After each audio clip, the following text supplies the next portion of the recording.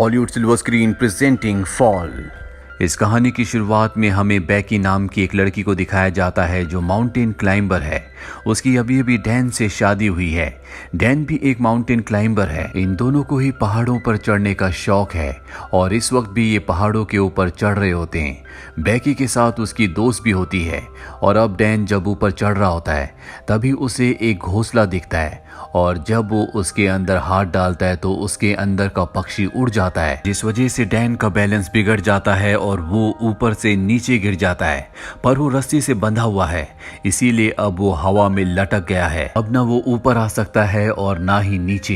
ये दोनों के दोनों डैन को बचाने की कोशिश करते हैं लेकिन ये उसकी मदद नहीं कर पाते और तभी उसकी रस्सी का क्लिप निकल जाता है। डैन की ऊपर से गिरने से मृत्यु हो जाती है। इस हादसे के 51 हफ्तों के बाद हमें बैकी को दिखाया जाता है जो अब पूरी तरह से शराब में डूब चुकी है, क्योंकि वो अपने पति डैन से, जिससे वो बहुत प्यार करती थी, उसे अब भी याद करती है। उसने अब तक उसकी अस्थियों को विसर्जित नहीं किया। उसकी अस्थियां अब भी उसके पास हैं। बैकी की जिंदगी में अब उदासी के अलावा कुछ भी नहीं है और बैकी के पास एक बार फिर से उसकी वही दोस्त आती है जो उस वक्त उसके साथ थी जब डैन ऊपर से नीचे गिरा था। उसकी दोस्त का नाम हंटर होता है। हंटर बैकी को देखकर बहुत खुश होती है। जब उसे पता चलता है कि बैकी ने अपनी जान लेने की भी कोशिश की तो वो बैकी से कहती है कि हमें दोबारा से क्लाइंबिंग करना चाहिए और इसके बाद वो अपने मोबाइल पर उसे एक टावर दिखाती है जो कि टीवी टावर है। ये टावर एक ऐसे भीड़ में होता है जहाँ पर इंसान बहुत कम जाते हैं और इस टावर की ऊंचाई होती है 2000 फीट। हालांकि बैकी इस जगह नहीं जाना चाहती और जब उसकी दोस्त हंटर कहती है कि उस टावर के ऊपर चढ़ने के बाद तुम डैन की राख को वहां से उड़ा देना, इससे उसकी आत्मा को शांति मिलेगी, तो बैकी मान जाती है और अभी दोनों के दोनों उस भीड़ में पहुंच जाते हैं। यहाँ पर ये वीडियोस बना रहे होते हैं, फोटोज खींच रहे होते हैं और हंटर उन वीडियोस को और फोटोज को अपने इंस्टाग्राम पर अपलोड कर रही होती है। अभी देखते हैं कि टावर इनके सामने है जो आसमान की गहराइयों के अंदर जा रहा है, क्योंकि इसकी ऊंचाई बहुत ज्यादा है। आज से पहले इन्होंने कभी भी इतनी ऊंचाई तक चढ़ने की कोशिश नहीं की। इन दोनों को डर तो लग रहा होता है पर अब ये धीरे धीरे ऊपर चढ़ना शुरू कर देते हैं। बैकी का डर ज्यादा होता है क्योंकि उसे पता है कि ये लोहा जिससे टावर बना है वो बहुत पुराना है। उसकी आवाज उसे लगातार आ रही होती है और धीरे धीरे वो भी हंटर के पीछे ऊपर चढ़ रही होती है और जब ये आधे टावर तक पहुंच जाते हैं तो इन्हें एहसास होता है कि यहाँ पर हवाएं बहुत तेज है। ये हाइट इतनी होती है जितनी आईफिल टावर की है, यानी लगभग पूरे 1000 फीट। अभी लगातार ऊपर चढ़ना शुरू कर देते हैं और जब बैकी नीचे देखती है तो उसे डर लगना शुरू हो जाता है क्योंकि उसने पिछले 1 साल से क्लाइंबिंग नहीं की।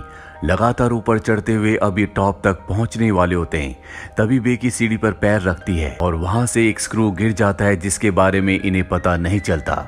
अभी दोनों के दोनों 2000 फीट यानी कि टावर के ऊपर तक पहुंच चुके हैं जहां से इन्हें दुनिया बहुत अलग दिख रही होती है। इतनी हाइट पर चढ़ने के बाद, एक टारगेट को अचीव करने के बाद अब बैकी को भी अच्छा लग रहा होता है।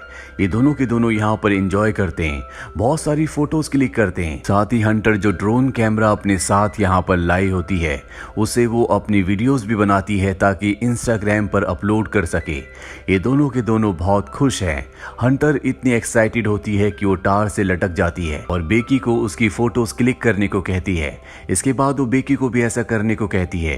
बैकी भी उसके कहने पर ऐसा करती है और अब ये दोनों के दोनों बहुत खुश हैं। इसके बाद बैकी डैन की राख को यहाँ से हवा में उड़ा देती है जिससे उसे तसल्ली मिलती है। ये दोनों के दोनों बहुत इमोशनल हो जाते हैं लेकिन बैकी फाइनली अब डैन को अलविदा कह चुकी है, यानी कि अब उसकी जिंदगी की एक बार फिर से शुरुआत हो गई। अब ये दोनों के दोनों अपना सामान पैक करके नीचे जाने की तैयारी करते हैं। सबसे पहले बैकी नीचे उतरती है पर तभी वो स्क्रू जो कि निकल गया था उस जगह से लैडर टूट जाती है। बैकी हवा में लटक जाती है पर रस्सी की वजह से वो जमीन पर नहीं गिरती, जिसके बाद हंटर उसे वापस ऊपर खींच लेती है। लेकिन बैकी के पास जो बैग था जिसके अंदर इनके खाने पीने की चीजें थी वो नीचे डिश पर अटक जाता है, जहां तक पहुंचना लगभग पूरी तरह से नामुमकिन है। ये अपने मोबाइल्स को भी चेक करते हैं लेकिन यहाँ पर इतनी ऊंचाई पर कवरेज नहीं होता, यानी कि ये दोनों के दोनों अब 2000 फीट की ऊंचाई पर फंस चुके हैं। यहाँ दूर दूर तक कोई भी नहीं होता। अगर कोई हुआ भी तो इतनी ऊंचाई से इनकी आवाज नहीं सुन सकता। यही टावर के ऊपर एक बॉक्स होता है जिसके अंदर एक फ्लेयर गन और एक दूरबीन होती है। और दिन में फ्लेयर गन का इस्तेमाल करने का कोई भी मतलब नहीं है, क्योंकि फ्लेयर गन को दिन में कोई नहीं देखेगा। अभी दूरबीन से देखते हैं तो सामने इन्हें एक गाड़ी दिखती है, लेकिन वो लोग इन्हें इतनी ऊंचाई पर नहीं देख सकते, ना इनकी आवाज सुन सकते हैं। हंटर एक बार फिर से अपना मोबाइल देखती है और जो पोस्ट उसने इस टावर के बेस से की थी वो पोस्ट इंस्टाग्राम पर पोस्ट हो चुकी होती है, जिस पर बहुत सारे लाइक्स और कमेंट्स होते हैं। इसका मतलब ये है कि टावर के तल पर कवरेज है। और अब हंटर अपने मोबाइल पे मदद के लिए एक मैसेज को रिकॉर्ड करती है और इंस्टाग्राम पर उसे पोस्ट कर देती है। इसके बाद वो अपने मोबाइल को रस्सी से बांधकर टावर से नीचे लटकाती है ताकि कवरेज आए और उसका मैसेज पोस्ट हो जाए। लेकिन बहुत देर तक वेट करने के बाद भी ऐसा नहीं होता और अब हंटर अपने मोबाइल को अपने सॉक्स के अंदर रखती है, उसके बाद शू के अंदर रखती है और ऊपर से नीचे फेंक देती है ताकि नीचे गिरने के बाद उसका मैसेज चला जाए और इनकी मदद के लिए कोई आए। फोन शूज और सॉक्स के अंदर रखने की वजह से नहीं टूटा होता और कुछ ही देर बाद ये ऊपर दूरबीन से देखते हैं जहां इन्हें नीचे एक आदमी दिखता है जो फोन पर बात कर रहा होता है। उसके साथ उसका डॉग भी होता है, पर वो इन्हें इतनी ऊपर ना देख सकता है और ना ही इतनी ऊपर से इनकी आवाज को सुन सकता है। यहाँ पर वो अपने फोन में बहुत ज्यादा मग्न होता है। उसे अपनी प्रेजेंस का एहसास दिलाने के लिए ये ऊपर से एक और शू को फेंकते हैं। हालांकि वो शू तो देख लेता है, लेकिन उसे ऐसा लगता है कि ये पहले से यहाँ पर था और वो अपने डॉग के साथ वहां से जाने लगता है। हालांकि बेकी यहाँ पर फ्लेयर गन चलाने की कोशिश भी करती है, लेकिन हंटर उसे रोक लेती है और कहती है कि रात होने का हमें इंतजार करना होगा, रात को वो हमारी फ्लेयर गन को देख लेंगे। और अब यहाँ पर अंधेरा हो जाता है, जिसके बाद ये फ्लेयर गन चलाते हैं, साथ ही अपने मोबाइल की टॉर्च को ऑन करके अपने हाथ से हिलाना शुरू कर देते हैं। इनके सामने जो गाड़ी यानी कि आरवी होती है जिसमें लोग कैंपिंग कर रहे होते हैं वो इन्हें देख लेते हैं, लेकिन वो इनकी मदद करने के लिए नहीं आते, बल्कि इनकी गाड़ी को चुरा कर यहाँ से निकल जाते हैं, जिससे दोनों के दोनों हताश हो जाते हैं। जैसे जैसे रात होती है इन्हें नींद आना शुरू हो जाती है। ये वहाँ पर सो जाते हैं, लेकिन जगह बहुत कम है। हंटर ऊपर से गिरने वाली होती है कि बेकी उसे पकड़ लेती है। तभी वो देखती है कि उसके पैर पर एक टैटू बना है जिस पर लिखा होता है 143। ये देखकर बेकी हैरान हो जाती है, क्योंकि उसका हस्बैंड डैन उसे हमेशा कोड वर्ड में आई लव यू कहता था, यानी कि 143। वो समझ जाती है कि डैन के बीच में और हंटर के बीच में कुछ न कुछ था, और जब वो हंटर से पूछती है तो वो एक्सेप्ट कर लेती है। वो बेकी से माफ़ी भी मांगती है, लेकिन बेकी अब पूरी तरह से नम हो चुकी है। बेकी की नज़र अब भी उस बैग पर होती है जो बैग नीचे एंटीना में यानी कि डिश पर अटका हुआ है। उसके अंदर इनका ड्रोन और खाने पीने की चीज़ें हैं। किसी भी कीमत पर इन्हें उस बैग को ऊपर लाना होगा, पर वहाँ पर सीढ़ियाँ नहीं होती, इसीलिए उस बैग तक पहुँचना इतना आसान नहीं है। पर हंटर, जो कि बहुत ही साहसी होती है, वो रस्सी की मदद से नीचे जाना शुरू करती है, पर इससे पहले कि वो डिश तक पहुँचती रस्सी खत्म हो जाती है। हंटर जंप लगाकर डिश तक पहुँच जाती है।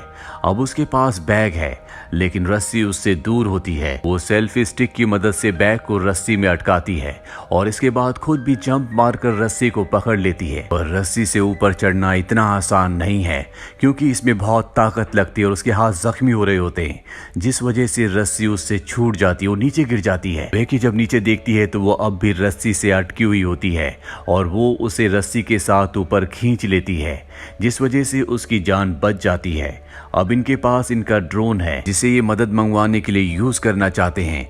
ये एक पेपर पर लिखते हैं कि हमें मदद की जरूरत है, हम टावर के ऊपर अटक चुके हैं, और उस पेपर को ये ड्रोन के साथ फिक्स कर देते हैं और अब ये ड्रोन को उड़ाते हैं। पर तभी इन्हें पता चलता है कि इनके ड्रोन की बैटरी बहुत ज्यादा डाउन है, वो सामने दूर दिख रहे घर तक नहीं पहुंच सकता, इसीलिए इन्हें ड्रोन को वापस बुलाना पड़ता है। और अब एक बार फिर से रात हो जाती है। रात को जब बेकी सोती है तो ऊपर देखती है कि टावर के टॉप पर एक लाइट जल रही है, यानी कि वहां पर करंट है। वो बड़ी मुश्किल से ऊपर चढ़ती है और ड्रोन के चार्जर से उसे चार्ज करना शुरू करती है। जब तक ड्रोन चार्ज नहीं होता उसे वहीं पर लटका रहना पड़ता है। ड्रोन जब पूरी तरह से चार्ज हो जाता है तो बेकी नीचे उतर जाती है, जिसके बाद ये ड्रोन पर उसी चिट को लगाते हैं जिस पर इन्होंने लिखा होता है कि इन्हें मदद की जरूरत है, और इसे उस घर की तरफ भेजते हैं जो सामने दिख रहा होता है। पर इससे पहले कि वो घर तक तक पहुंचता वो एक गाड़ी से टकरा जाता है, जिससे इनकी आखिरी उम्मीद भी टूट जाती है और अब इन्हें कोई उम्मीद नहीं है कि कोई इनकी मदद के लिए यहाँ पर आएगा। बेकी की हालत बहुत ज्यादा खराब हो चुकी है। वो हंटर से कहती कि तुम मुझे अपना शू दो। मैं एक बार फिर से मोबाइल पर मैसेज करके अपने डैड को सेंड करती हूँ। अगर हम उसे नीचे फेंकेंगे तो हो सकता है कि कवरेज आ जाए और मेरे डैड को हमारा मैसेज मिल जाए। वो हमारी मदद के लिए यहाँ पर आ सकते हैं। लेकिन हंटर उसे मना कर देती है और तभी उसे एहसास होता है कि उसके साथ हंटर है ही नहीं, वो अकेली है। दरअसल जब हंटर नीचे बैग लेने के लिए गई थी तो सच में ऊपर आते हुए उससे रस्सी छूट गई थी, जिससे उसकी मृत्यु हो गई थी और अब भी उसकी बॉडी डिश के ऊपर होती है। दरअसल बेकी सिर्फ यहाँ पर हेल्यूसिनेट कर रही होती है, पर अब उसे सच्चाई का पता चल चुका है कि वो इस स्टार के ऊपर अकेली है और उसकी जीने की उम्मीदें पूरी तरह से खत्म हो चुकी है। वो मरने से पहले अपने पिता के लिए आखिरी मैसेज रिकॉर्ड करती है, लेकिन वो यहाँ से डिलीवर नहीं हो सकता क्योंकि यहाँ पर कवरेज नहीं है।